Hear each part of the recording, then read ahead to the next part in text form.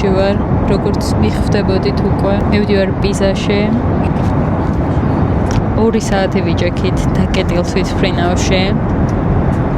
იმიტომ რომ ერთ ტრაფიკი იყო და ელოდებოდნენ სიგნალს.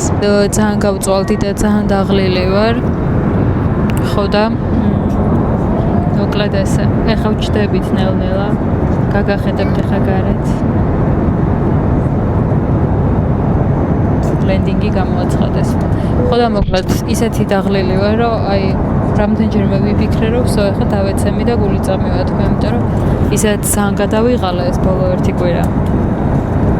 ხო და დღეს საერთოდ ძალიან დამუხლელი დღე იყო, მაგრამ რახან უკვე ვჯდებით, აი აღარ დავეწებ. და გააპდეითებთ რა თქმა უნდა დეტალებზე. Please now return to your seat and make sure that all your personal belongings are safely put away in the overhead lockers or underneath the seat in front of you. Წამიერწინებია ჩემ შვილს. და ჩემი მიკროფონი წმინდავს ახლა ყველას კამს და ყველა მაგიდას. ძალიან არეულობა და დაასრულოს.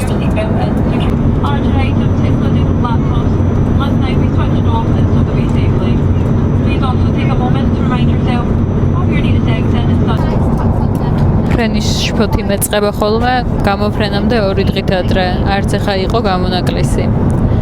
აი, ყველაზე პიკი შფოთის მაგ ხოლმე აეროპორტში. მე უკვე თვითმფრინავში რო ვჩდები და რაღაცა დაფუძნებულად ვარ, უკვე თითქოს ცოტათი იწევს ქვემოთ. მაგრამ აფრენიდან 9 საათიან წამსვამს ვრთავ ხოლმე ტელეფონზე. რაღაცა დროის კლებას რო ვუყურებ, რაღაცნაირად მამშვიდებს. იმიტომ რომ ზოგადად ხო ტეიქოფია ხოლმე უფრო ისეთი შეთანხმებით რისკიანი, მაგრამ თვითმფრინავი ზოგადად ყველაზე უსაფრთხო ტრანსპორტია, ნუ მაგაზე ყველა ჯერდებით, მაგრამ მე მაინც მაგარი შიში მაქვს. ხო და მოკლედ ესე დაფრენის მომენტში უფრო მშვიდდები.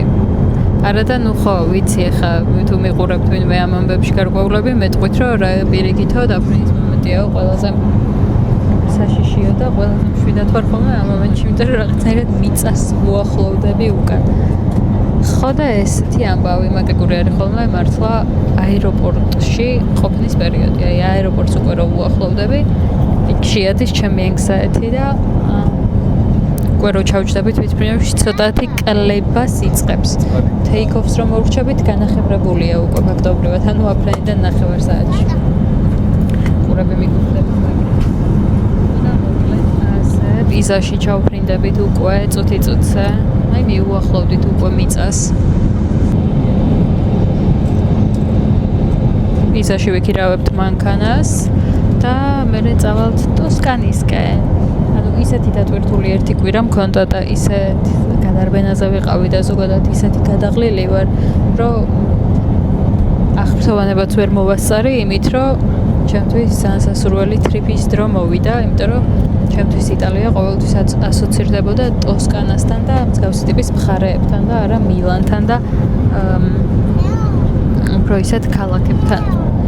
ხო და მოკლედ ასე ალბათ უკვე რომ მივალ ჩვენ ვილაში, ხო მართლა ოჯახის წევრებს ხვდები, ვიკრიბებით იქ ტოსკანაში ყველანი, დიდი ვილა ვიქირავეთ და ძალიან excited ვარ, უბრალოდ არ მეტყობა, იმიტომ რომ დაღლილი.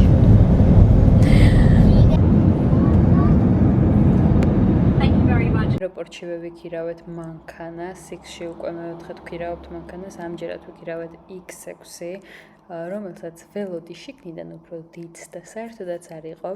შემდეგ წავედით ტოსკანაში, ვილაში, სადაც ჩემი ოჯახის ყველა წევრი უკვე შეკრებილი დაგვხვდა და ესე შემოგვეგებდნენ ეზოში. ნუ ყველა არა პრინციპში, რადგან ჩემი ოჯახის სამაწევრმა ვერ მოახერხა ბოლო მომენტში ჩამოსვლა. მეორე დილით ესე აუზზე შევიკრიბეთ, ეზოში ყავა დავლიეთ, ასე ვთქვათ, ნელი დილა გვქონდა. შუადღით წავედით სან-ჯემინიანოში, ტოსკანის ულამაზეს სოფელში.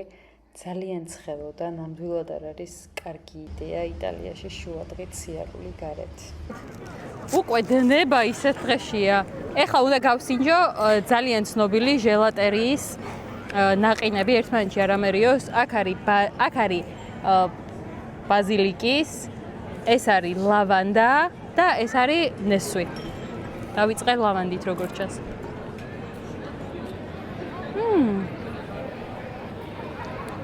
აუ, მართლა ძალიან კაი გემო აქვს. თან ცოტა მომჟავოა, მაგრამ ძალიან მზაფრია ჩემი აზრით. ამას არ ვიყიდი ნამდვილად.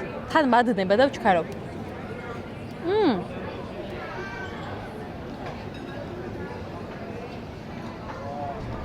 ბაზილიკის ძალიან კაია. აი ზუსტად პესტოს გონია რომ პესტოს ვჭამ, ეხლა ოღონდ გაციებულს. და მესამე ავიღე გასასინჯად ნესვი, იმიტომ რომ ნესვის ნაყინი არასოდეს არ მიჭამია ჟელატო ამ შემთხვევაში.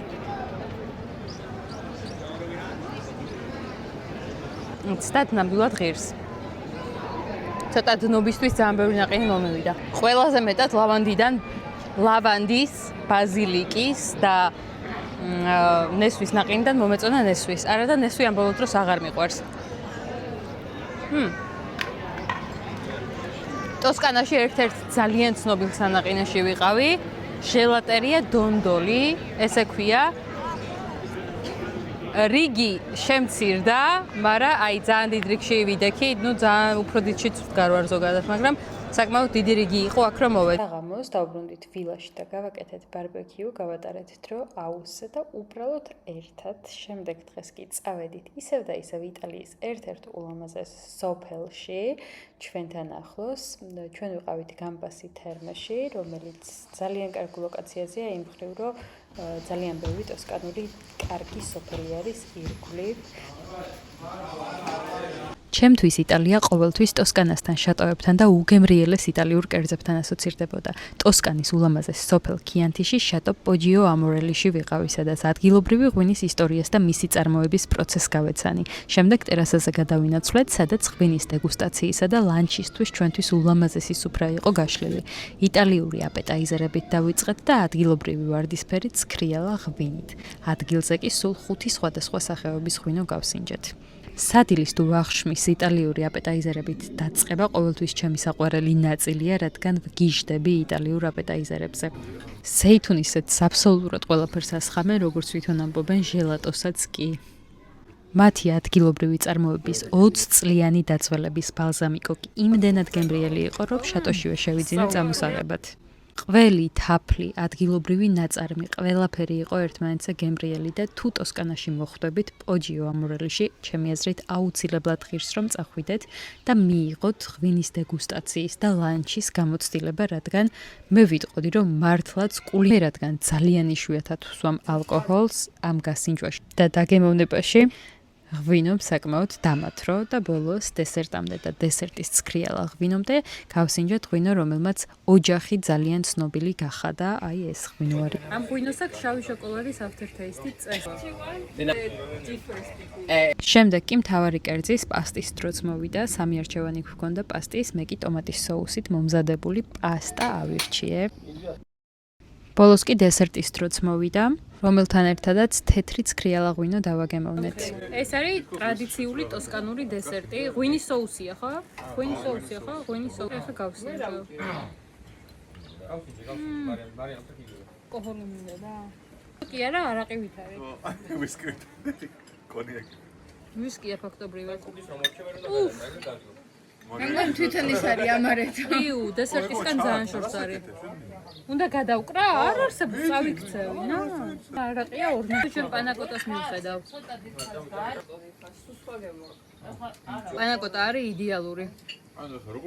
სულ ეს იყო ტოსკანური შატოს გამოცდილება და ჩემი რეკომენდაცია იქნება თუ ტოსკანაში იმოგზაურებთ, აუცილებლად ნახეთ სოფელი ქიანთი და ესტუმრეთ შატოს. იტალიაში სულ 6 დღე ვიყავით და იტალიიდან დავბრუნდი ისევ ლონდონში. ახლა როცა ამ ვიდეოს ვამონტაჟებ, ძალიან წყდება გული, რომ მეტი რამე არ გადავიღე, მაგრამ თავს იმით ვიმშვიდებ, რომ მომენტით ვტკბებოდი სიტუაციით და ჩემ ოჯახთან ერთად გატარებული დროით და მოკლედ ასე, მაგრამ არაფერი შეეძრება ლონდონში დაფრენის მომენტ. ძალიან მიყვარს ეს მომენტი, აი საიდანაც არ უნდა მივდიოდე, ჩემთვის არის განსაკუთრებული შეგრძნება ლონდონში და